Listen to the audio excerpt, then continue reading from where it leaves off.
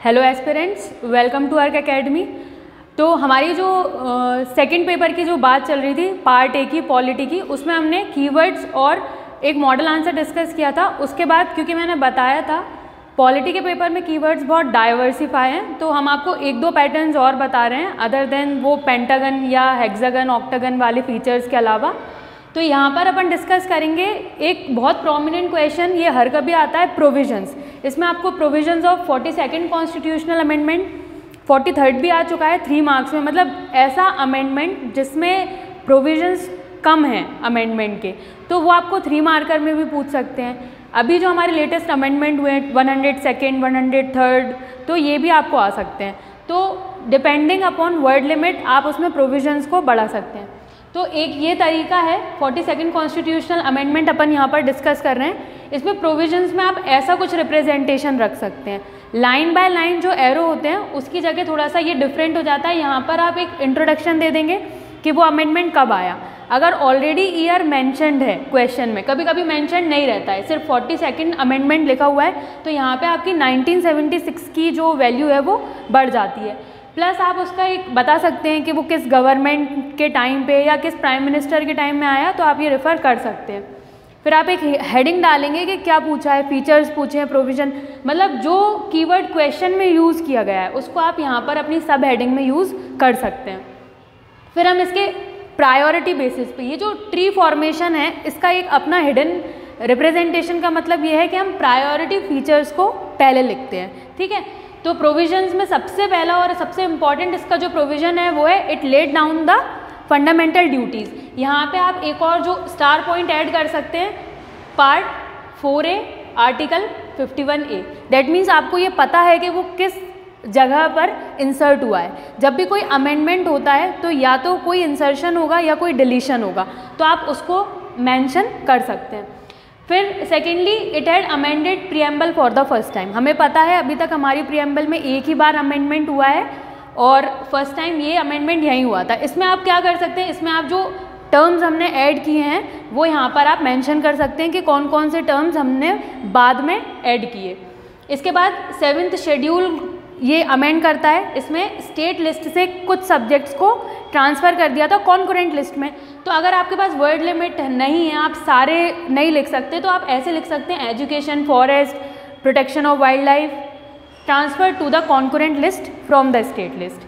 Similarly it curtailed the power of judicial review. इसी को हम बोलते हैं कि इसमें कोर्ट की जो पावर है या सुप्रीम कोर्ट की जो पावर है उसको कम किया गया था, है ना। तो ये हमारे प्रोमिनेंट फीचर्स हैं। ओके, सेकंड जो तरीका है अगेन हमारा डिस्टिंग्विश, डिफ्रेंशिएट। तो यहाँ पे हम डिस्कस कर ही चुके हैं मल्टीपल टाइम्स कि आपको 3 कॉलम्स बनाने हैं।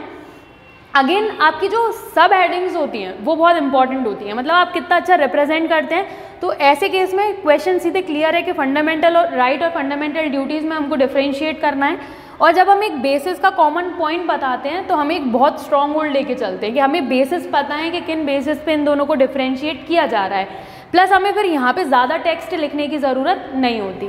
जैसे कुछ बेसिस सिलेक्टिवली, सबसे पहला तो ऑब्वियसली आपको इंट्रोडक्शन में ये बताना है कि ये कॉन्स्टिट्यूशन के किस पार्ट और आर्टिकल में आएंगे, क्योंकि ये डायरेक्टली कॉन्स्टिट्यूशनल प्रोविजंस हैं। फिर बोरोड फ्रॉम, तो बोरोड फीचर्स हैं ये हमारे दोनों ही। फंडामेंटल राइट्स हमने यूएसए से और जो फंडामेंटल ड्यूटीज़ हैं वो सोवियत यूनियन या यूएसएसआर से ली। फिर नेचर जो है ये पॉजिटिव कॉन्सेप्ट हैं।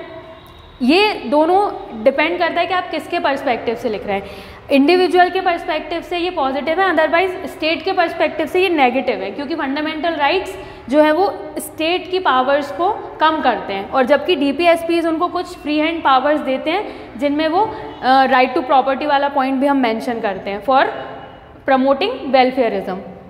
फिर पर्पस क्या है, तो फंडामेंटल राइट्स का जो पर्पस है वो है इक्वालिटी लाना, फ्रीडम लाना। ये आप उनके कीवर्ड में भी देख सकते हैं, right to equality article 14 to 18, right to freedom. इसके अलावा फंडामेंटल ड्यूटीज़ का जो पर्पस है वो है ऑब्लिगेशंस, मतलब सिटीजन्स पे कुछ ऑब्लिगेटरी फीचर्स देना ताकि वो अपनी राइट्स और ड्यूटीज़ को बैलेंस्ड करके एंजॉय करें। इसके अलावा आप एग्जाम्पलीफाई कर सकते हैं, जैसे अभी मैंने यहाँ पे बताया था, आप आर्टिकल 14 को रेफ़र कर सकते हैं, आप आर्टिकल 17 को अबॉलिशन ऑफ अनटचेबिलिटी में रेफ़र कर सकते हैं।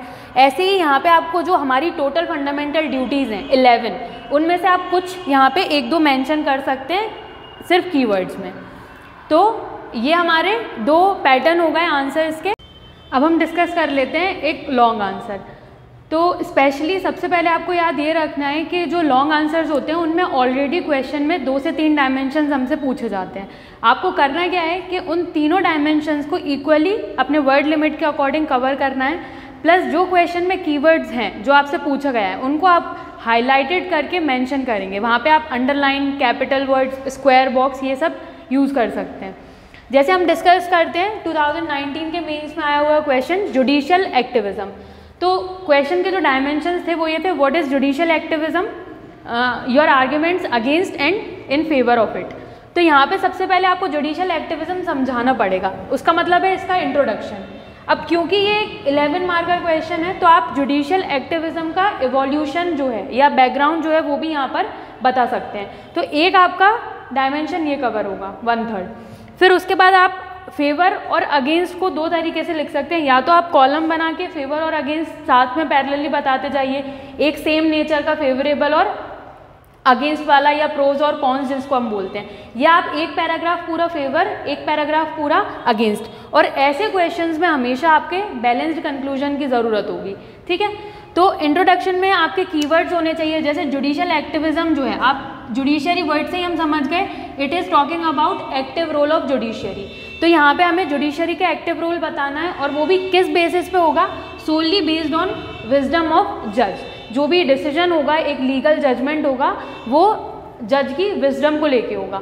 फिर क्योंकि अभी एक कॉन्सेप्ट है, ये याद रखना है कि ये एक कॉन्स्टिट्यूशनल प्रोविजन नहीं है, हमारा कॉन्स्टिट्यूशन, इंडियन कॉन्स्टिट्यूशन इसको बैक नहीं करता, तो इसको विद टाइम ये जो है वो इवॉल्व हुआ है। तो यहाँ पे आप बैकग्राउंड समझा देंगे कि इंडियन कॉन्स्टिट्यूशन ने जो प्रोसीजर इस्टेब्लिश्ड बाय लॉ जो अडॉप्ट किया है ना, तो यहाँ पे जो इंटरप्रिटेशन है, मतलब इंडियन जुडिशरी क्या करती है, किसी भी लॉ का जब वो पास होता है, कोई भी लेजिस्लेशन है तो उसको रिव्यू करेगी, उसके बाद उस पर जो एक एक्टिव जजमेंट देगी उसको हम जुडिशियल एक्टिविज्म बोलते हैं। तो इसकी जो बिगिनिंग है वो हमारी 1960s से, जिसमें सबसे पहला केस अगर हम इम्पॉर्टेंटली माने तो गोलकनाथ केस है, फिर केशवानंद भारती केस। तो यहाँ पे कुछ बहुत सारे फेमस केसेस हैं, वो आप रेफ़र करेंगे, और कोई एक प्रेजेंट का, जैसे जो एनजीटी है हमारी, नेशनल ग्रीन ट्रिब्यूनल, वो भी एक क्वाजी जुडिशियल बॉडी है, तो उसके जो भी डिसीजंस होते हैं, है ना, ये सारी चीज़ें आप उसके बैकग्राउंड में, एवोल्यूशन में समझा सकते हैं, और ये आप एरो डायग्राम से भी समझा सकते हैं। उसके बाद फेवर और अगेंस्ट, जैसे सबसे इम्पॉर्टेंट जो इसका फेवर है वो यही है कि it checks and balances the decisions of legislature या एग्जीक्यूटिव, या it prevents the tyranny of executive on people. इसमें सबसे अच्छा एग्जांपल आप फार्मर्स बिल जो है उसका जो प्रोटेस्ट है पूरा वो बता सकते हैं।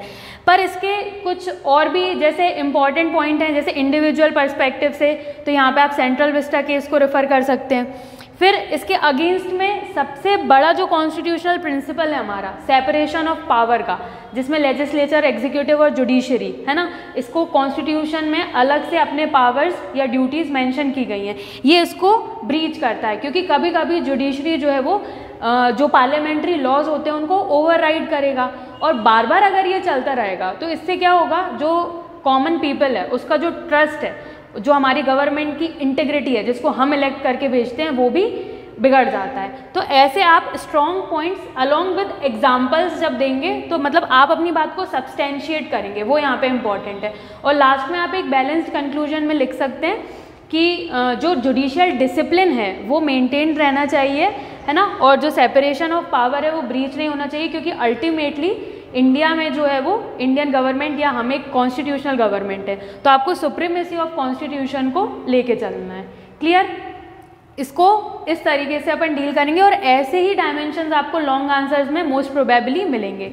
तो ये हमारा जो पॉलिटी का सेक्शन है पेपर 2 पार्ट A कंप्लीट होता है। थैंक यू, नेक्स्ट वीडियो में मिलते हैं।